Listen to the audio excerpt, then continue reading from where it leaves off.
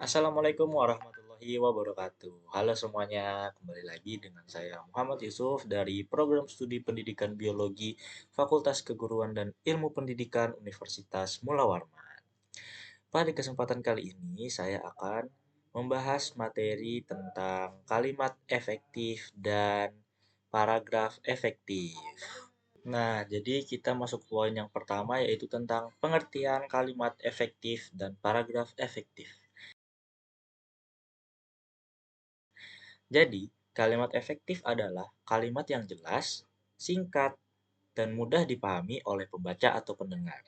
Kalimat ini tidak bertele-tele, menggunakan tata bahasa yang benar, serta menyampaikan maksud dan informasi dengan tepat tanpa menimbulkan kebingungan. Sedangkan paragraf efektif adalah kumpulan kalimat yang tersusun secara logis, saling berkaitan, dan fokus pada satu gagasan utama. Paragraf ini memiliki kalimat pembuka yang jelas, diikuti penjelasan yang mendukung, dan diakhiri dengan kalimat penutup yang merangkum gagasan tersebut. Kemudian kita masuk ke poin yang kedua, yaitu tentang unsur-unsur kalimat efektif.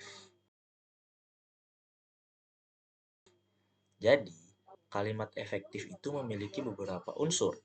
Yang pertama, subjek, predikat, objek, pelengkap, dan keterangan. Nah, jadi kalimat efektif tersusun dari beberapa unsur-unsur tersebut, sehingga terbentuklah sebuah kalimat efektif. Nah, kemudian poin selanjutnya, yaitu ciri-ciri kalimat efektif. Nah, jadi ciri yang pertama yaitu kesatuan. Maksud dari kesatuan yaitu kalimat harus memiliki satu gagasan yang utama, yang jelas, dan tidak membingungkan atau terlalu banyak ide. Kemudian yang kedua, kepaduan.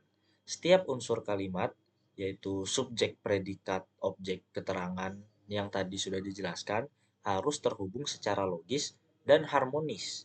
Kemudian yang ketiga, keringkasan. Kalimat harus singkat tanpa mengurangi makna, menghindari kata-kata yang tidak perlu. Kemudian, ketepatan. Kalimat harus menggunakan kata yang tepat dan sesuai dengan maksud yang ingin disampaikan agar tidak terjadi pemborosan kata. Kemudian yang kelima, menghindari pengulangan kata atau penggunaan kata yang tidak diperlukan. Kemudian yang keenam, struktur kalimat harus masuk akal dan mengikuti aturan tata bahasa yang benar. Kemudian yang ketujuh, kalimat tidak menimbulkan makna ganda atau ambiguitas yang bisa membingungkan pembaca. Oke, kemudian kita masuk ke poin selanjutnya, yaitu syarat-syarat kalimat efektif.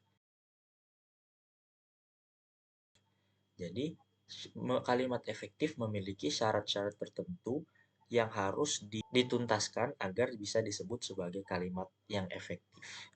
Jadi yang pertama, yaitu memiliki unsur pokok, yaitu seperti subjek dan predikat, seperti yang sudah dijelaskan tadi ya, unsur-unsur kalimat efektif. Kemudian yang kedua, mengikuti kata sesuai aturan EYD. Jadi harus mengikuti aturan EYD atau ejaan yang disempurnakan. Kemudian yang ketiga, menggunakan diksi yang tepat. Maksud diksi ini adalah pemilihan kata yang tepat. Kemudian yang keempat, menggunakan struktur bahasa dan jalan pikiran yang logis dan mudah dipahami. Sama seperti ciri-ciri kalimat efektif sebelumnya.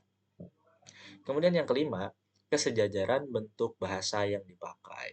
Nah, jadi maksud dari kesejajaran bentuk bahasa atau paralel tadi, yaitu adalah kesamaan struktur atau pola dalam unsur-unsur kalimat yang sejajar atau setara. Dalam sebuah kalimat atau paragraf, bentuk bahasa yang digunakan untuk beberapa unsur harus konsisten dan seimbang. Nah, jadi contohnya itu kayak dia dia suka membaca, menulis, dan berolahraga. Nah, itu contoh kesejajaran yang benar.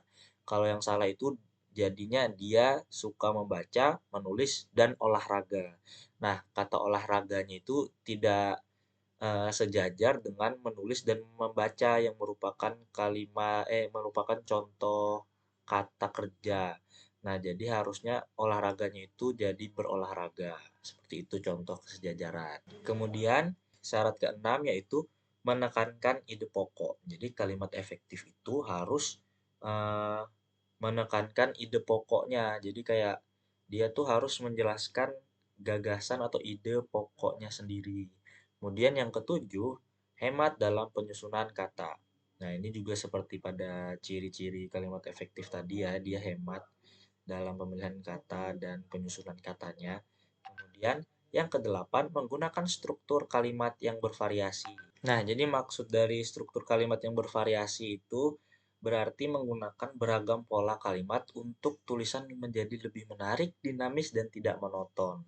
Nah, contohnya itu, misalnya nih ada cerita kayak, saya pergi ke pasar untuk membeli buah. Setelah itu, saya pergi ke toko untuk membeli sayuran. Lalu, saya kembali ke rumah dan memasak makan siang. Nah, jadi itu kan ceritanya kayak biasa banget gitu. Nah, kalau yang dengan variasi tuh begini nih. Saya pergi ke pasar untuk membeli buah. Kemudian saya ke toko sayuran. Setelah itu saya pulang dan memasak makan siang. Nah, kalau yang dengan variasi ini kan jadinya kayak kalimat tersebut tuh jadi lebih menarik dan lebih mudah untuk diikuti ceritanya gitu, lebih hidup dia, tidak seperti yang tanpa variasi tadi dia kayak terlalu monoton.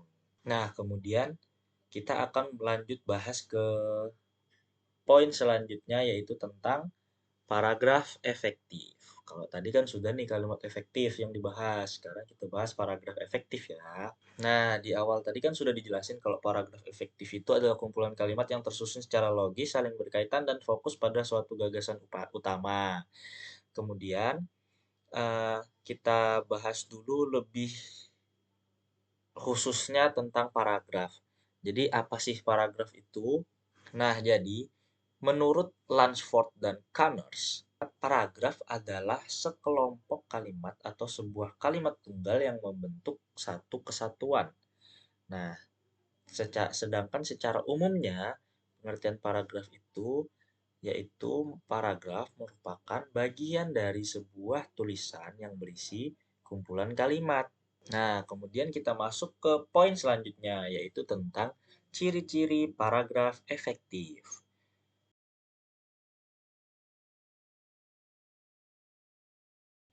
Yang pertama, paragraf efektif memiliki ciri yaitu kesatuan fokus atau unity. Nah, jadi paragraf efektif ini kan sudah dijelasin tadi kalau dia itu fokus pada satu gagasan untuk menjelaskannya lebih biar agar menjadi lebih jelas gitu.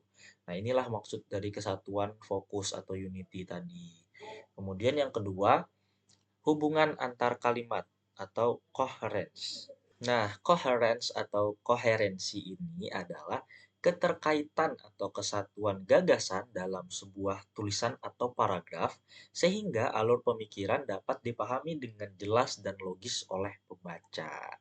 Kemudian yaitu ciri yang ketiga sekaligus ciri terakhir dari paragraf efektif yaitu pengembangan yang cukup atau well developed, yaitu ciri paragraf efektif yang selanjutnya yang tadi itu yaitu pengembangan yang cukup berarti bahwa gagasan utama dalam paragraf tersebut dikembangkan secara lengkap dan memadai sehingga dapat memberikan informasi yang cukup kepada pembaca. Nah, kemudian kita masuk ke jenis-jenis paragraf efektif. Jadi, jenis paragraf itu dapat dibedakan berdasarkan letaknya menjadi tiga. Maksudnya letaknya ini adalah letak gagasan pokoknya ya. Nah, jadi yang pertama, paragraf deduktif. Paragraf deduktif adalah paragraf yang gagasan pokoknya itu terletak di awal paragraf. Kemudian yang kedua, paragraf induktif. Nah, paragraf induktif ini kebalikan dari paragraf deduktif. Gagasan pokoknya itu terletak pada akhir paragraf. Kemudian yang ketiga, paragraf campuran. Nah, dari namanya itu ya campuran gitu. Berarti dia paragraf campuran dari deduktif dan induktif. Jadi gagasan pokoknya ada di awal, ada juga di akhir. Nah, begitu. Kemudian paragraf juga bisa dibedakan berdasarkan tujuan penulisannya. Yang pertama ada paragraf narasi untuk menjelaskan atau menceritakan sebuah peristiwa secara runtut, kemudian ada paragraf eksposisi. Nah, paragraf eksposisi adalah jenis paragraf yang bertujuan untuk memberikan penjelasan atau informasi secara jelas dan terperinci mengenai suatu topik atau sebuah gagasan. Kemudian jenis paragraf selanjutnya itu adalah paragraf argumentasi. Paragraf argumentasi adalah paragraf yang berfungsi untuk menyampaikan pendapat atau pandangan penulis tentang suatu topik tertentu dengan didukung oleh alasan, bukti, atau data yang kuat. Kemudian, jenis selanjutnya ada paragraf persuasi. Paragraf persuasi adalah paragraf yang bertujuan untuk membujuk atau mempengaruhi pembaca agar setuju dengan pendapat penulis atau melakukan sesuatu. Nah, dari namanya aja tuh kayak udah persuasif gitu, kalimat ajakan gitu. Kemudian, jenis yang terakhir ada paragraf deskripsi, yaitu paragraf yang menggambarkan atau melukiskan sesuatu secara detail sehingga pembaca dapat membayangkan apa yang dimaksud seolah-olah mereka melihat, mendengar, dan merasakan hal tersebut secara langsung. Nah, mungkin itu saja yang dapat saya sampaikan pada video kali ini. Untuk kurang dan lebihnya saya mohon maaf. Dan saya ucapkan terima kasih banyak karena sudah menonton. Dan sampai jumpa di video selanjutnya. Assalamualaikum warahmatullahi wabarakatuh. Bye bye.